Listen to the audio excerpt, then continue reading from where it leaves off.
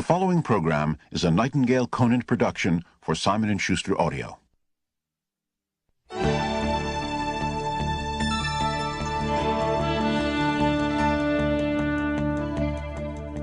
You're talking about motivation, that's it, and that's what I'm going to be talking about is motivation.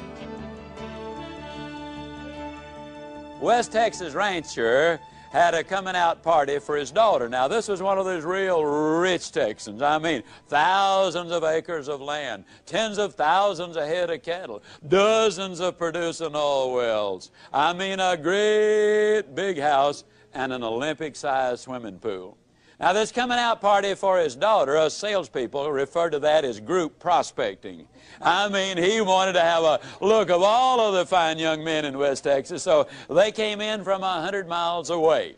Well, they had a marvelous occasion, and along about midnight, the host invited them out to his Olympic-sized swimming pool, which he'd had the foresight to stock with water moccasins and alligators. And he said to the young men, he said, now the first one of you young men who will jump in this pool and swim the length of it, he said, I'll give you 5,000 acres of my best land. And if you don't want the land, he said, I'll offer you $1 million in cash. And he said, if you don't want that, I will give you the hand of my beautiful daughter in marriage. Now, I don't have to tell you fellas this, but I think it's obvious that everybody knows that she is our only heir. And the one who gets her for his bride will eventually get all of this. Well, the words were no sooner out of his mouth than there was a loud splash at one end of that pool, followed by an almost immediate emergence of a dripping young man at the other end of that pool. He had set a world's record which will never even be approached. Well, the host was all excited. He ran down there, and as the young man was just shaking himself off from that fast swim, he said, congratulations, son, that's absolutely fantastic. He says, do you want the 5,000 acres of my best land? The young man said, no, sir. He said, well, do you want the $1 million in cash? He said, no, sir. Well, he said, then, son, I've got to assume that you want the hand of my beautiful daughter in marriage. The young man said, no, sir. And the West Texan said, well, son, for crying out loud, what do you want? The young man said, I want to know the name of that dude that pushed me in the swimming pool.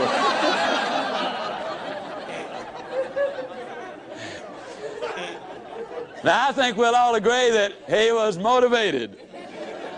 But I think we'll also agree that most people are confused about motivation. One of the favorite questions the media often ask me is, Mr. Ziglar, now you're going to do this 4-hour seminar. Yep, that's right. And you're going to get the people all motivated. I said, I sure hope so. That's what management brings me in for. Well, let me ask you a question, Mr. Ziglar. Where will these people be a month from now, 6 months from now? In other words, Mr. Ziglar, tell me, is motivation permanent? Well, I got to look at you folks and say, no, motivation is not permanent. But then neither is bathing. But that doesn't mean I don't approve of bathing. As a matter of fact, I strongly encourage it.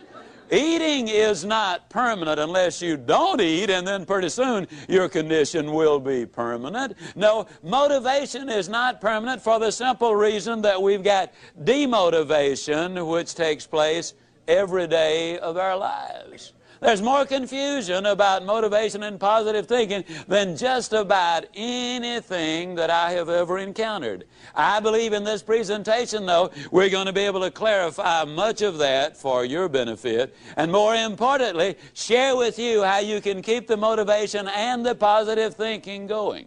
Positive thinking won't let you do anything. I get so annoyed when I hear some people enthusiastically stand up and say, man, with positive thinking, you can just do anything. Just believe it, and man, think about it positive enough, you can do it. I believe that's ridiculous. See, I'm 60 years old. I don't care how positive I got. I could not whip a boxing champion. I don't care how positive I got. I could not play football in the NFL or the basketball in the NBA. I don't care how positive I got, I couldn't perform major surgery on you and have you live. Nor could I give you a lecture on nuclear physics. Positive thinking won't let you do anything, but it will let you do everything. Better than negative thinking will.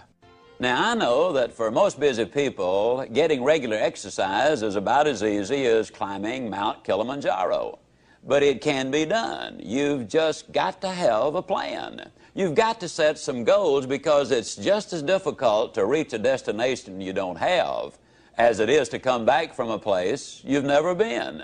Unless you have definite, precise, clearly defined goals, you will not realize the maximum potential that lies within you. And this applies to every aspect of your life, not just to exercise. Now, here's some steps you can take towards that end. First, identify your goals, and next, set a deadline for reaching them. Make a list of obstacles you have to overcome to reach your goals. Identify the people who can help you overcome those obstacles, and make a list of skills you have and those you need to achieve your goals, and then develop a plan. Now, a word about goals themselves. There are 7 different kinds of goals. There are physical, financial, spiritual, career, family, mental, and social. And these 7 types of goals share several characteristics. First, to be effective, they must effect change. We must have some big goals, because thinking big creates the excitement necessary for accomplishment.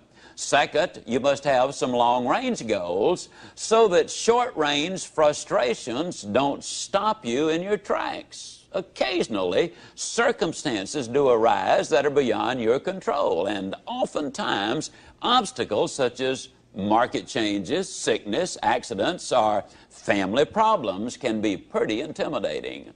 But by keeping your eye on the prize, you will find that the excitement of winning that prize will carry you through the tough times. Third, if you don't have daily objectives, you qualify as a dreamer and not as a doer. Dreamers are fine, provided they build foundations under their dreams by working daily towards them. Often, the difference between the great and the near great is the awareness that making it big means working every day towards our long-range objectives. And 4, your goals must be specific, not vague or general.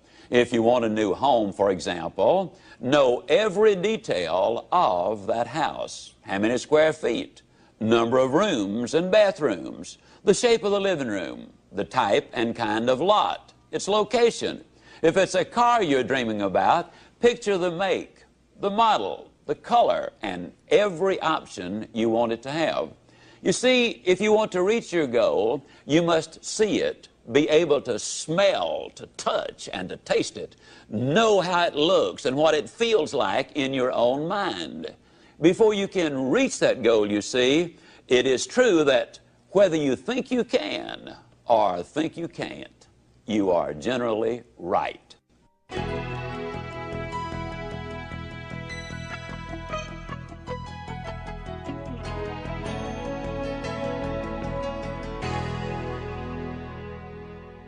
Step number 6, you need to feed your mind with the good, the clean, the pure, the powerful, and the positive. Let me ask you a question. If I were to come into your living room one day with a pail of garbage and dump it on your living room floor, what do you think you'd do? I bet I can answer the question. You would either get your gun and say to me, now, Ziglar, I'll bet you can clean that up.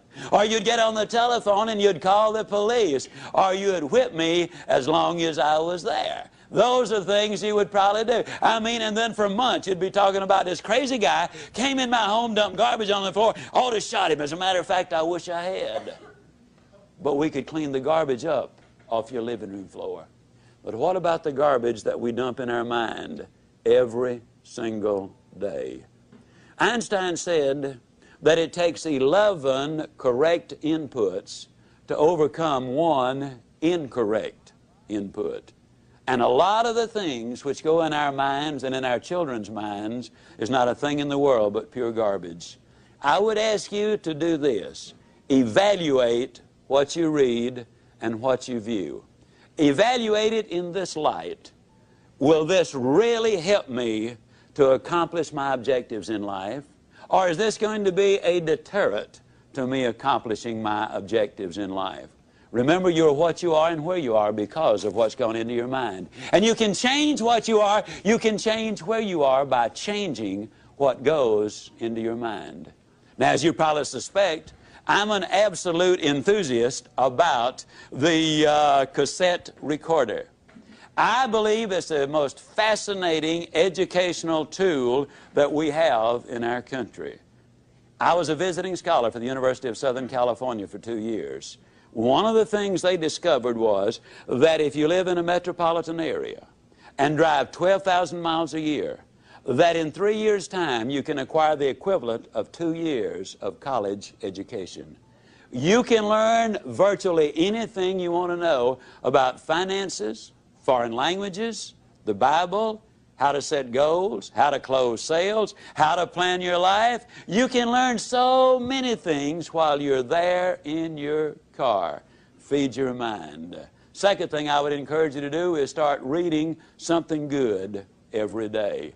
Did you know if you read 20 minutes a day and you're an average reader, that at the end of the year you will have read 20 200-page books, and that the average American only reads one good book a year?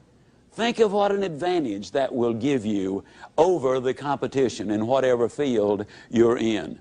Now, who does these things? Well, Mary Kay Ash of Mary Kay Cosmetics told me that she would never get in her car without a cassette that she could listen to while she was going somewhere. H.L. Hunt, worth $3 billion at his death, listened to cassette recordings until after he was 80 years old. Wallace Johnson, one of the co-founders of Holiday Inns International, over 80 years old, tells me he listens every day and reads at least 2 good books every month. Alan Bean, one of the astronauts who walked on the moon, told me that the astronauts on their way to the moon and back, and please understand, these people have the best self-images, the most clearly defined goals, the most positive mental attitude. They're the most confident, competent people as a group maybe that our country has. But these people were listening to motivational recordings on their way to the moon and back. And what a delight it is for me to be able to say that some of the recordings they were listening to were fantastic.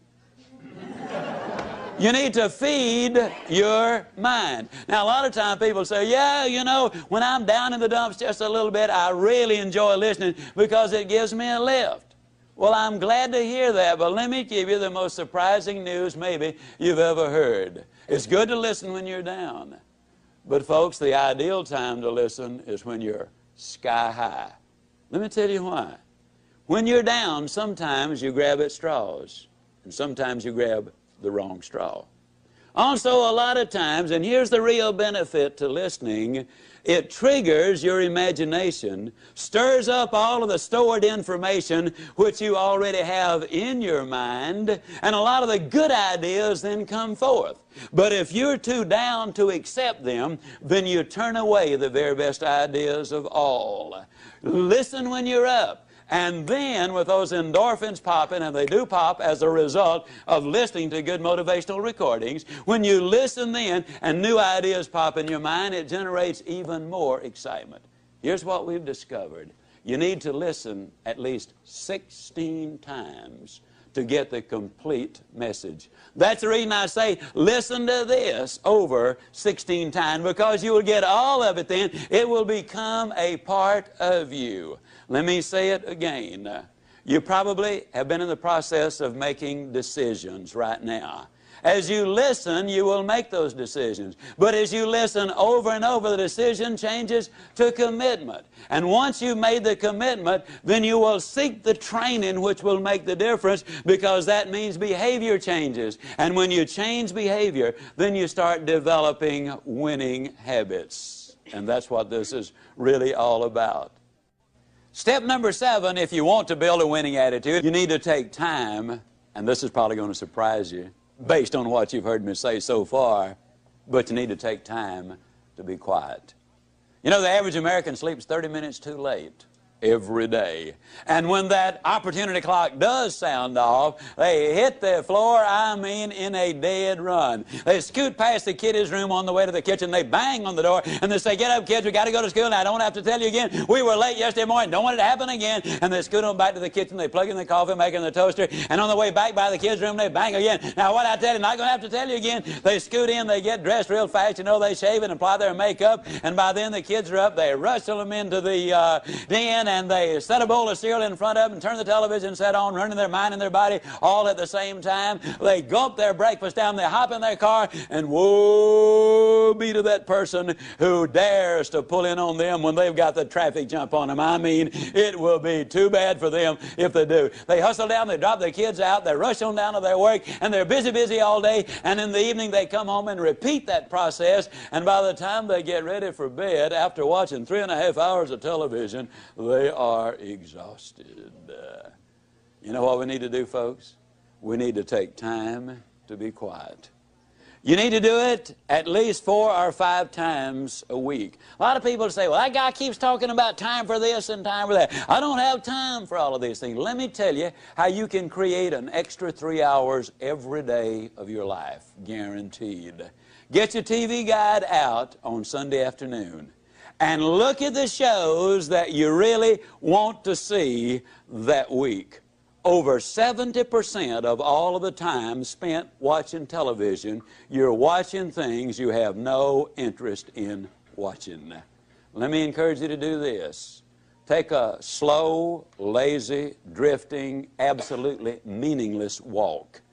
Just almost go to sleep on the walk. Not an exercise walk, you need to do those too, but a very quiet walk. Pick out a place in your home where you can be absolutely quiet on occasion. If you have to get up 30 minutes earlier, that's wonderful. I don't know why, but I seem to wake up earlier in the winter months than I do in the summer months. And when I get up, it's pitch dark. I have a nice little office. I go in there and I turn on the gas log. And I sit there. And every time I do that, without exception, I have the most exciting day of my life. I simply run through my mind the things I'm going to be doing. As you plan the day, as you think of all of the things we've got to be excited about, it really does renew your energy, and it gets you excited about the day. Now, let me tell you something.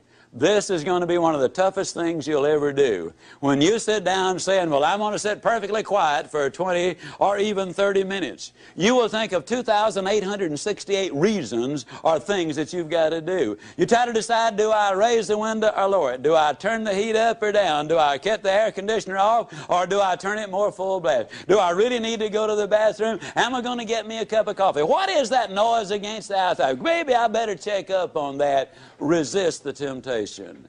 Spend a few minutes in quiet, reflective thought. It does make a difference. Take time to be quiet. Step number 8, take time for those you love. Dr. Herb True, professor at Notre Dame, outstanding speaker, good friend of mine, suggested this, which I really think is so valid.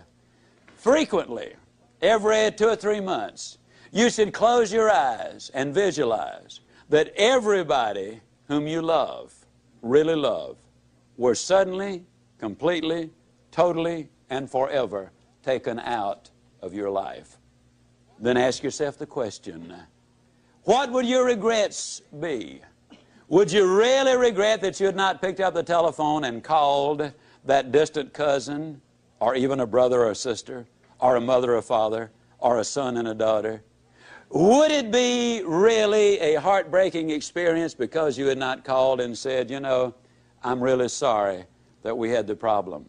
I don't know whether it was your fault or my fault, but let's get together and solve the problem." Take time for those you love. Spend time with each other. Those of you who are married, spend time as husband and wife, just enjoying each other, communicating with each other, getting acquainted with each other. Earlier I said all of the studies revealed that if there is that close relationship, then success is more likely to come your way. Korn Ferry International, an executive search firm in New York City, in conjunction with the UCLA School of Management, did a study on 1,362 vice presidents, men and women who were aspiring to the president's chair. Their average income was $215,000. They had spent an average of 15 years working for the company, and the most lucrative of them, those who had the highest paying of all the jobs, had had 2 or fewer jobs in their lifetime. They were loyal to their company. 87% of them were still married to their one and only mate. 92% of them were raised by 2-parent families. But the story has even more. They said they considered integrity the most important characteristic in their success arsenal. 100% of them said hard work was absolutely necessary. 89% of them had 2, 3, 4, or more children. 71% of them also said that if they had more time, they'd spend it with their wives. 50% said with more time, they would spend it with their children. Incidentally, the average one worked a little over 50 hours each week. So they're not working those 80 and 90 hours a week that a lot of people might think they are. And they're living a balanced life. 89% of them also were either Catholic, Jewish, or Protestant, and their faith apparently had some meaning to them.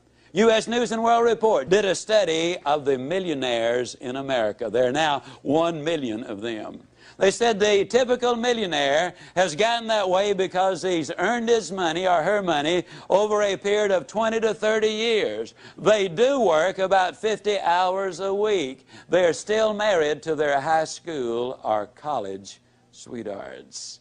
In other words, the family is intact. Incidentally, a couple of other little things you'll be intrigued about this.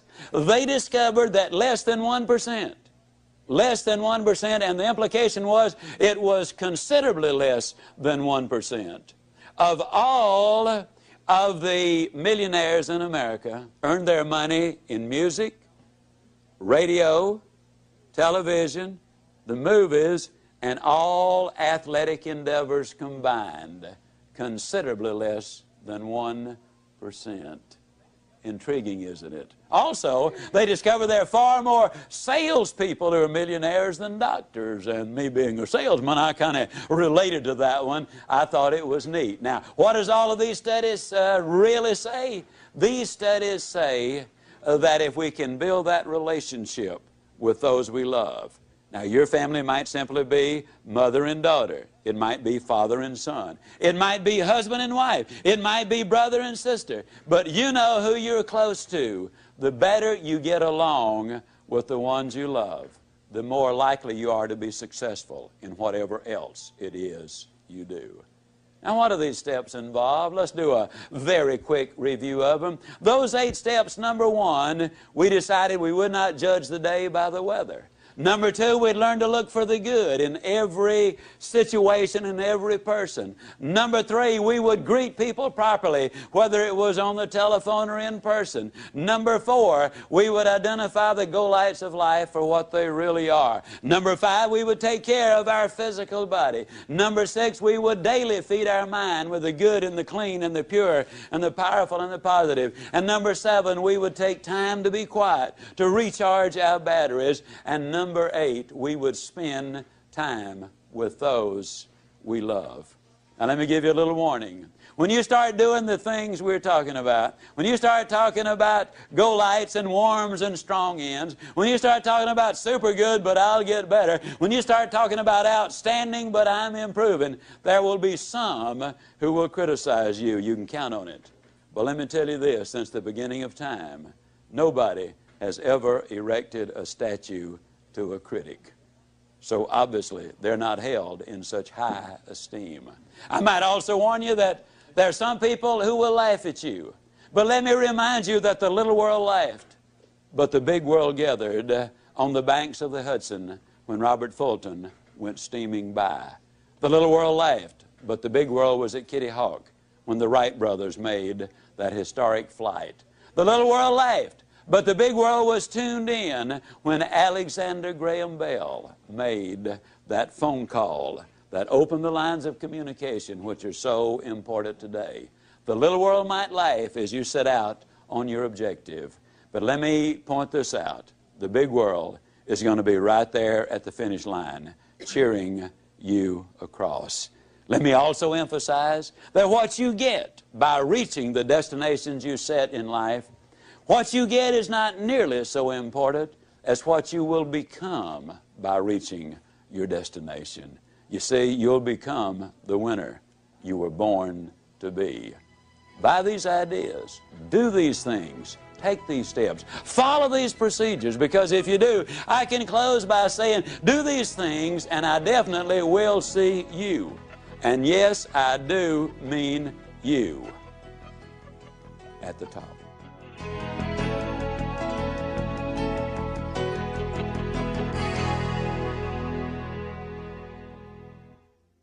This has been a presentation of Simon & Schuster Audio.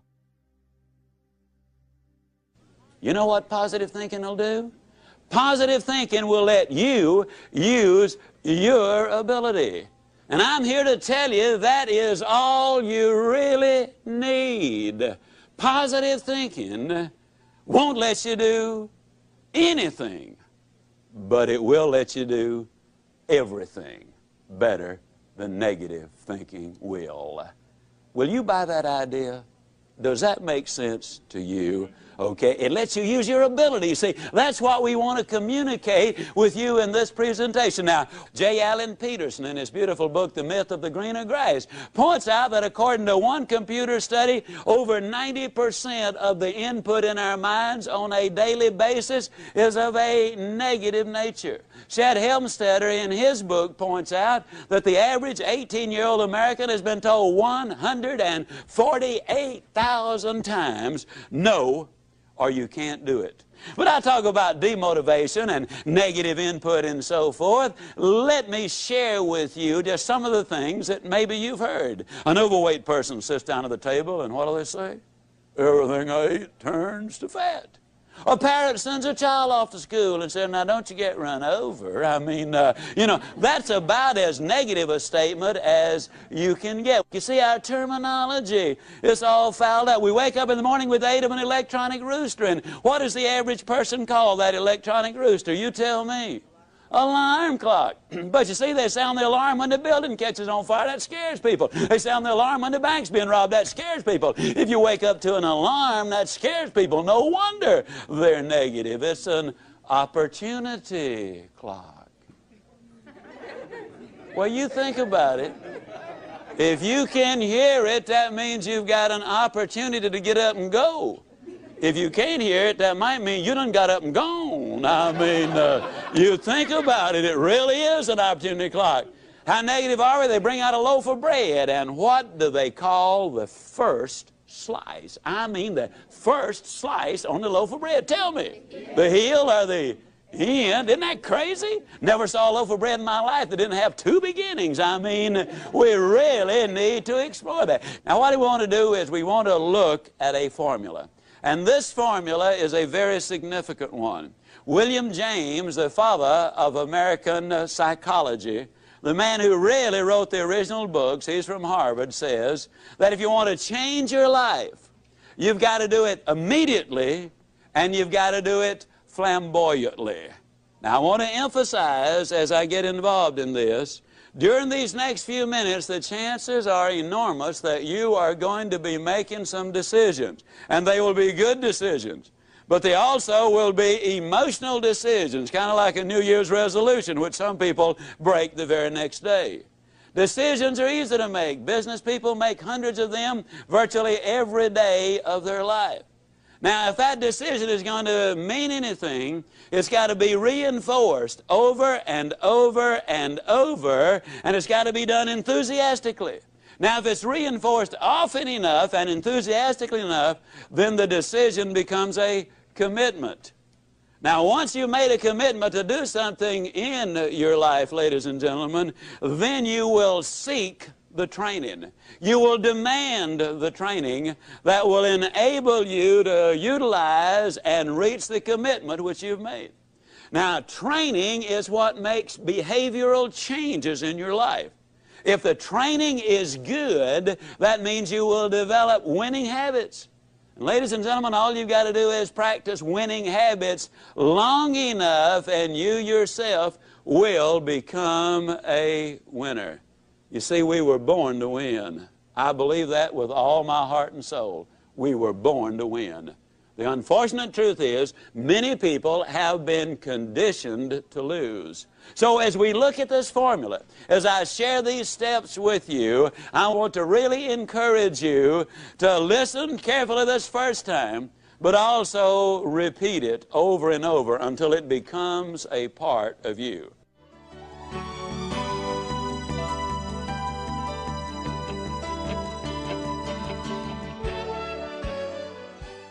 To break a bad habit, smoking, drinking, habitual lateness, being overweight, whatever, the first and most important thing you must do is decide that you really want to change. That is a decision you and only you can make. Without this motivation, no person or procedure will have any significant impact on your behavior. You must decide that you want to take control of your life, that you want to be free, that you want to do things with your life instead of having things done to your life. Secondly, if you need to, get help. Interestingly enough, many people quit their bad habits in the same way they acquired them, by associating with people who share their goals. Alcoholics Anonymous, Gamblers Anonymous, Overeaters Anonymous, literally hundreds of self-help organizations provide just this sort of positive association and support for people with problems. Thirdly, try substitution.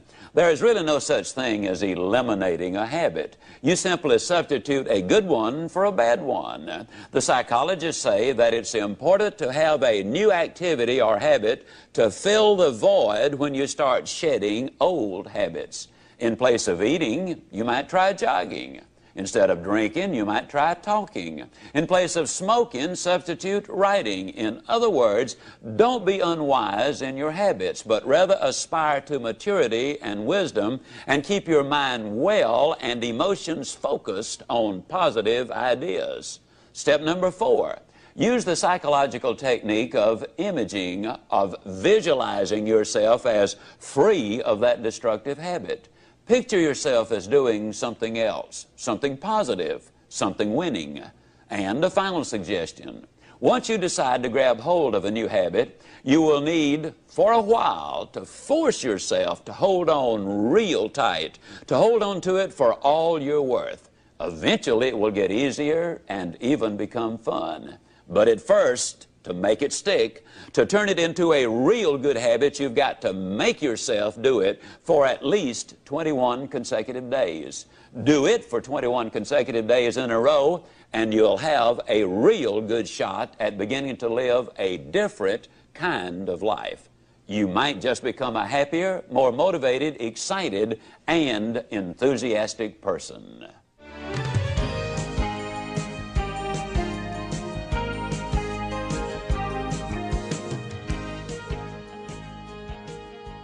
Step number 1 is never judge the day by the weather.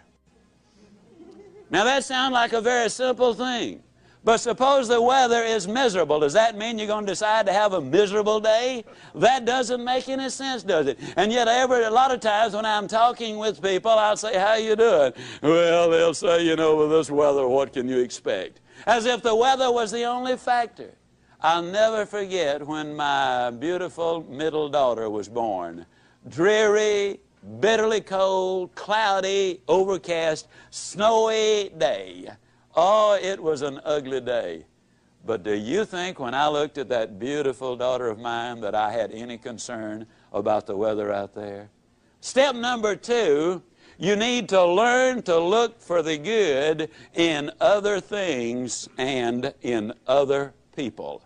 Now that's very, very important. Forbes magazine had a most intriguing article. They were talking about successful entrepreneurs. And in this article they point out that an incredibly high percentage of those entrepreneurs make their money in a new location. Now, the new location did not matter whether it was north, south, east, or west. It did not matter whether it was rural or urban, but they invariably, or oftentimes, I should say, made their money in a new location. Now, why is that? Very simple. When they go in the new town, they are the new area, they're not familiar with the bureaucracy. They're not familiar with the problems. They don't know the things which cannot be done. They go in with extraordinarily high expectations. And expectations in life, ladies and gentlemen, are so important. You see, you're going to find what you are looking for. We have a seminar in Dallas which people attend from all over the world. We try to get the corporations and other people to send husbands and wives together, because our research indicates that if the team functions together, they both will do better in whatever it is they do. There's one company sent in 4 couples. We have a little process whereby we separate the people into little groups, one section of where we got about 8 or 10 people, another one where we got about 20 people, and then we have the general get-together 3 times a day. Well, in the individual groups, they do a lot of role-playing and participation. They're very busy. And every time an individual says or does anything, the other members of that other group write them a little note that says, "I like Gene Smith because." And then they use some specific observable behavior that they like about her. At the end of the 3 days, each one there will have from 1 to as many as 200 of those little slips. You're talking about motivators. People get excited about it. Well, these 4 couples really got turned on, and we finished at about 8:30 that evening. They went out the first night to a very late dinner at one of Dallas's finest restaurants. They hit the jackpot with a waiter. He had been there over 20 years, been a waiter over 25 years. He was professional in every way. He was there when he was needed, but he did not join the party. He was friendly, but he was not familiar. At every need, he was there. He was really great. There was a lot of interchange. They got his name.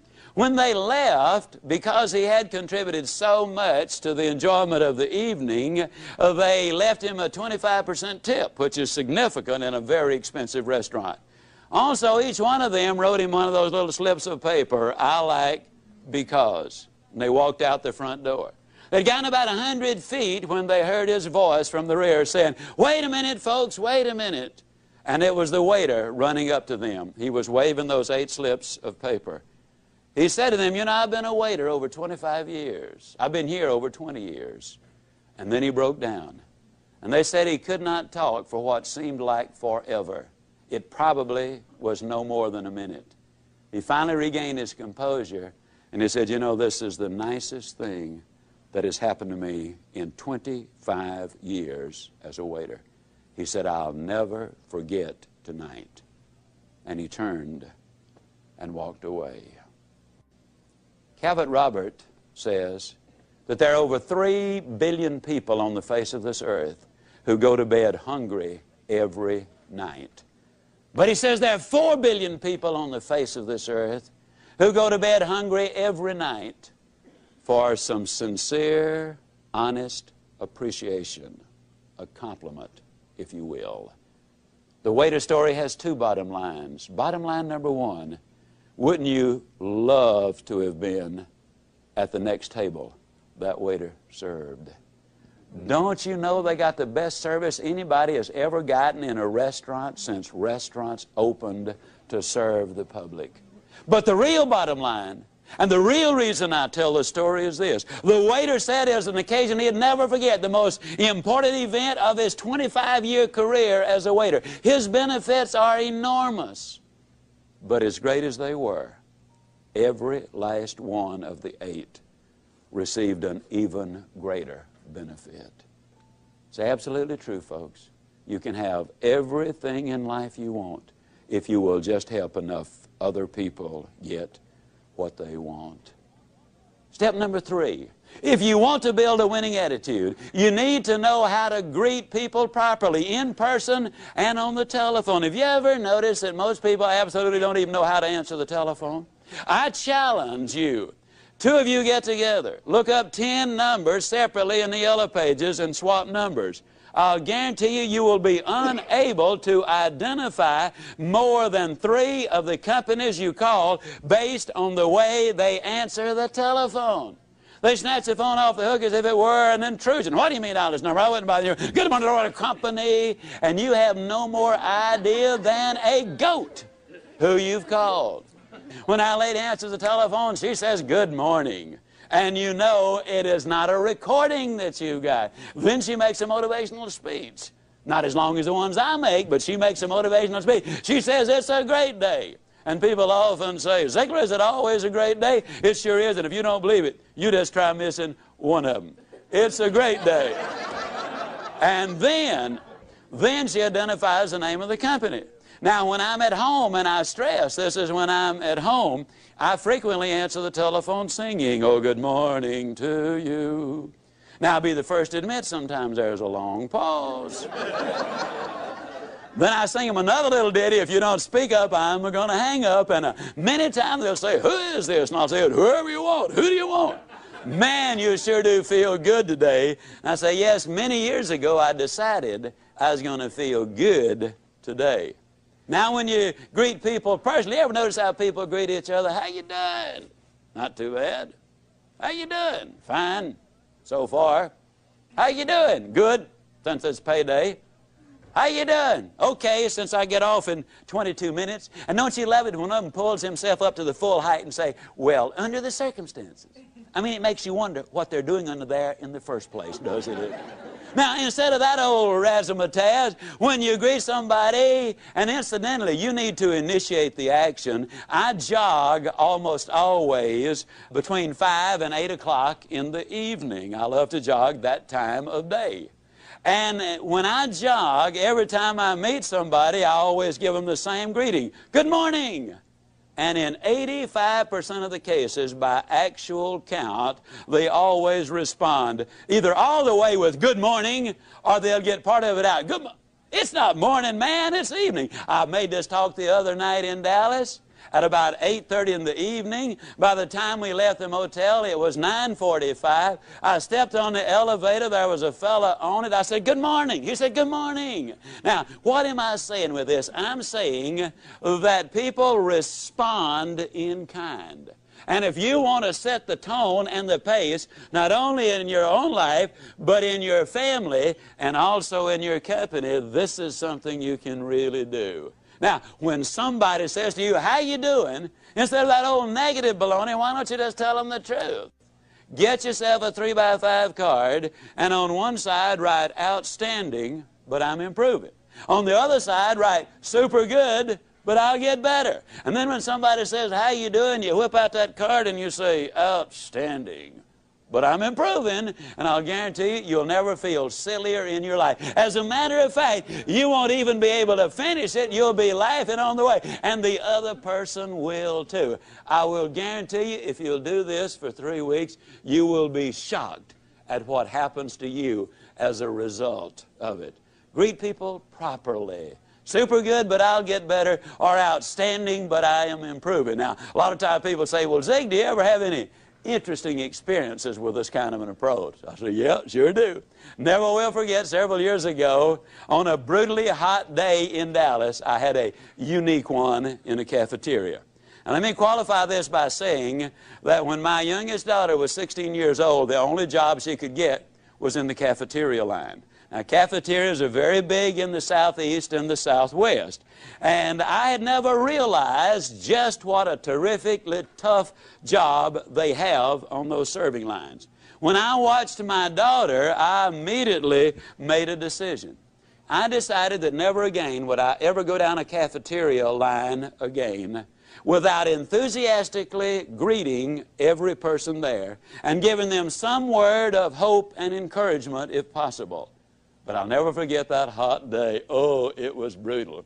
We went in slightly after 1, a buddy of mine and I did, and 98% of their business is done between 11:45 and 1:15. Well, there's only one other person in the line, and he was in front of us. And he apparently was from the same school I'm from, because he was saying good things to everybody. And he done good until he got to the meat department. Then he said something about the weather. Now, you got to understand, some people sweat and some people perspire. The lady cutting the roast beef was sweating. And when that fellow said something about the day, she reached up, she wiped her forehead, and she slung the dirt on the floor, and she said, yes, it has been one of those days.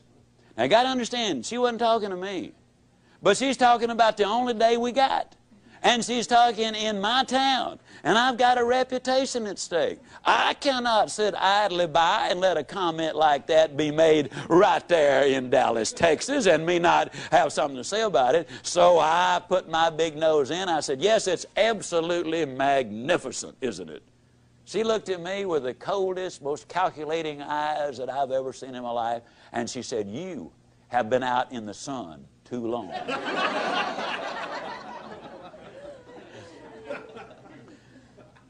I said, no, ma'am, I've just gotten back from overseas. And I have seen children without any clothes to wear. And I've seen grown men and women without any food to eat. I've seen sanitary conditions which would turn your stomach to an incredible degree. I've seen poverty beyond your wildest imagination. And I look at you and you're young and you're pretty, and you're healthy, and you're working. And I know that if you really buy in to the American free enterprise system and give this job which you've got absolutely everything you've got, I know that you can move right up in this company because I'm familiar with this company. And I know that someday you can manage this restaurant or another one like it. And who knows if you really buy into the American dream, but what someday some investors might look at you and decide they wanted you to become a part owner in the enterprise. Personally, I thought it was a magnificent, off-the-cuff, impromptu speech. And I knew that she was grateful for it. I knew that she was especially grateful for the fact that I'd taken my valuable time and given her these priceless insights which were going to make a difference in her life. And I knew she wanted to thank me for doing it, but for fear she might have missed her cues, I decided to give her a little lead-in. I said, now you feel lots better, don't you? She looked at me with even more disgust and said, you are sick.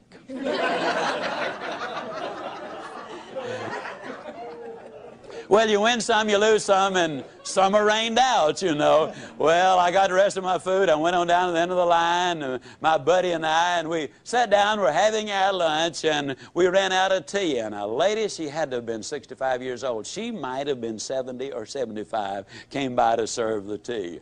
With a sparkle in her eyes like any teenager would envy, as she came up and offered the tea, I said, well, how you doing? She did a little two-step backwards, and she said, honey, if it is any better, I'd think the deck was stacked. I said, why don't you go tell those ladies on the serving line that? She said, oh, no. She said, if I fool around with them, I'd end up being just like they are.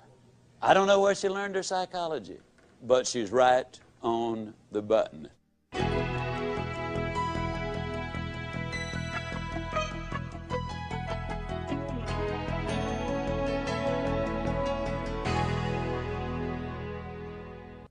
When I say it's important to greet people enthusiastically, I'm really talking about having the right attitude, being positive and upbeat. Having the right mental attitude is one thing most professionals agree on because it is the main reason for the success of any project. In short, your attitude is more important than your aptitude. Now, here's where you come in. You can alter your life by altering your attitude. You are not stuck with the attitude you have. Good, bad, or indifferent, your attitude can be changed. So, how do you get up when you're down? Well, first, you recognize when you are down. Ask yourself, do I feel really down?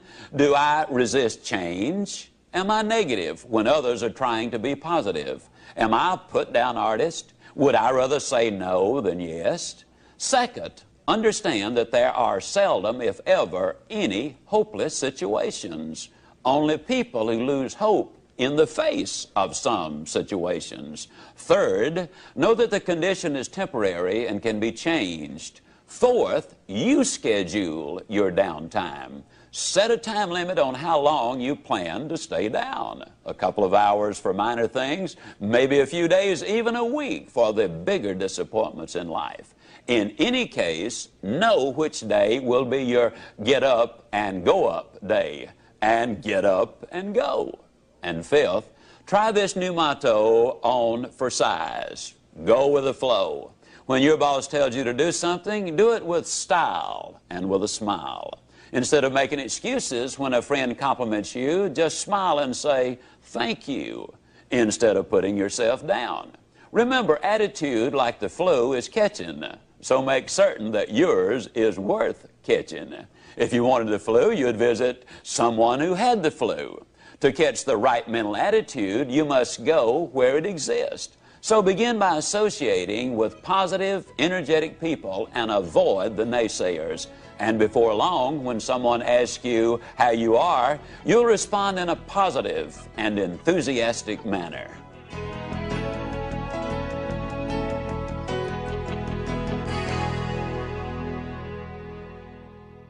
Step number 4 is you need to establish some symbols. It seems that on every street corner in every city I go in, there are some symbols. Some people call them red lights, some people call them stoplights, some people call them traffic lights. And in reality, they've all misnamed them. They are go lights, ladies and gentlemen, and they're put there for the express purpose of making traffic go. The average person spends 27 hours a year in front of those lights waiting on the right color to come along. Let me ask you a question. Have you ever been sitting there waiting on the right color to come along? You're all excited, you're all enthused, you're all motivated, you're listening to your Zig Ziglar tapes. And as you sit there, you look out the side of your eye and you can't believe it. Here sits a dude over there and he's waiting on the right color to come along too. He's got a good and firm grip on that steering wheel. I mean, he doesn't want that car to go anywhere. And he's talking to that light up there, you know, and you watch him a minute, you can't believe it. He's got his foot on the accelerator. He's racing the engine to change the color of the light. How many of you have actually seen some dodo sit there racing the car motor trying to change the color of the light? Can I see your hands? Now, folks, I hate to be negative. Matter of fact, I won't be negative. I'll be like a little boy came home from school one day and said, Dad, I'm afraid I flunked that arithmetic test. His dad said, son, that's negative. Be positive. He said, Dad, I'm positive I flunked that arithmetic test. I don't care how much you race that car motor, it's not going to change the color of the light. Now, let me emphasize a point. Those of you who thought it might be a little juvenile a minute ago for you to say super good, but I'll get better, or outstanding, but I'm improving, if you think that's juvenile, what do you think it is to sit there to race a car engine trying to change the color of the light? Good friend of mine, Bernie Loftic, Winnipeg, Canada, most positive man on the face of this earth. I know he is. Bernie's so positive he's never had a cold. Every once in a while he has a warm. Bernie is so positive he won't even talk about the weekend. He calls it the strong end. And you say, now wait a minute, Ziglar. Go lights, warm, strong end. Is all of that necessary? No, you can be mediocre without it. Mediocre? Who's that dude think he's talking to? Doesn't he know that I'm president of my own company? Mediocre? Doesn't he know I'm worth over $5 million?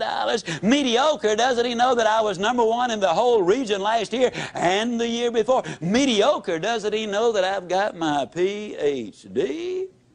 Well, bully for you. I still say mediocre. You see, success is not measured by how you do compared to what somebody else does. See, you might have 10 times the ability.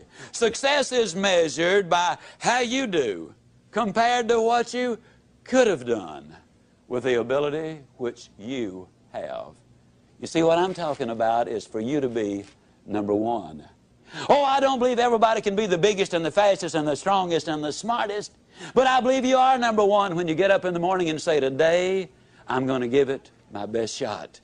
I believe you're #1 when at the end of the day you can honestly look in that mirror and say, today I gave it my best shot. That's all anybody can ask of you. And you know what? With the ability you have and the attitude you're developing, your best shot is all that is required. You'll be #1. Step number 4, establish those symbols. The next time somebody asks you how to get from here to there, Don't say go down to the second stoplight and turn right. Instead, write yourself a little note for the first few weeks. Put it on the dash of your car. Remember, there are go lights. And then when somebody asks you for directions, you'll be ready. You say you go down to the first go light. And you can't say go light with a straight face if your life depended on it. And you know what? You'll grin from ear to ear. The mind is an associating machine, and I'll guarantee you, you'll get results. Step number 5 to build a winning attitude. To be up 90% of the time and on when you need to be. This one begins with a question. Is there anybody here who has a thoroughbred horse worth in excess of $1 million? Okay. If you did have a thoroughbred horse worth over $1 million, would you keep him up half the night, let him drink coffee and booze and smoke cigarettes and eat junk food? What about a $10 dog? $5 cat? You know, actually, you treat a $5 cat better than you do a $1 billion body. And if you had a $1 million thoroughbred, you'd have the best trainer in the country. You would hire a dietitian to make certain his food was exactly right. You'd have the best facilities. You'd have an air-conditioned barn in the summertime and a steam-heated one in the wintertime. $1 million investment. But here's this $1 billion body. Step number 5 really boils down to the fact that we need to take care of our health. Now, to do that, there are some very simple things to do. You need to get a reasonable amount of sleep, ladies and gentlemen. Dr. Forrest Tennant, the #1 drug authority in the country, in my opinion, is a consultant for the National Football League. He's a consultant for Texaco. He's a consultant for Abbott Laboratories, the Justice Department, the Los Angeles Dodgers. Has the largest research staff of anybody in the country. Dr. Tennant says that you need a certain amount of sleep. It's a must. Because sleep is the only function which permits the brain to replace certain chemicals in the body. And a lot of people who have difficulty in life can be traced directly to the fact that they've upset that balance by not getting enough sleep and by putting those chemicals into their system, which destroys that. You need a certain amount of sleep. Number 2, you need to eat a well-balanced diet. Number 3, you need to get on an exercise program. I'll just point out that I got on an exercise program 15 years ago. I'm going to brag just for 1 second. In January the 5th, 1987, I went to the Cooper Clinic in Dallas for my physical. I go every 18 months. While there, I stayed on the treadmill longer than any active player in the National Football League who's been tested, and lots of them have been tested. I'm 60 years old. I have a resting heart rate of 41. I can do things today I never could have dreamed of doing when I was 25 years old. When I got on this program 15 years ago, the first day I ran a block. I'm here to tell you that a good exercise program will make a dramatic difference in your life. If you're over 30 or over 30 pounds overweight, get medical advice before you get started. Be sensible about it. Do not try to be a weekend hero and end up in serious trouble. Take care of yourself, but do what is necessary to get in shape physically. Now, a lot of people say, well, Zig, I know you're terribly busy. When do you have time to run? Well, I am so busy I don't have time not to run. That's a literal truth. You see, when you exercise, you activate the pituitary gland. The pituitary gland floods the system with endorphins. Endorphins are over 200 times more powerful than morphine. And the result is you end up on a natural chemical high. And for the next 2 to 5 hours, you're far more productive, far more creative, far more energetic. I invest that few minutes in running and get back hours as a result of it. Take time to get in shape. You need to avoid poison. I'm talking first of all about smoking cigarettes. Every time you smoke a cigarette, you have just decided to die 14 minutes earlier than you otherwise would have died. 17.2% of all the deaths in America are attributed directly to smoking cigarettes. Keep that poison out of your system. Booze, every time you take a drink, it damages and destroys brain cells. We now know that expectant mothers, even if they drink very, very, very, very moderately during pregnancy, it has an impact. Step number 5, ladies and gentlemen, you need to take care of your health.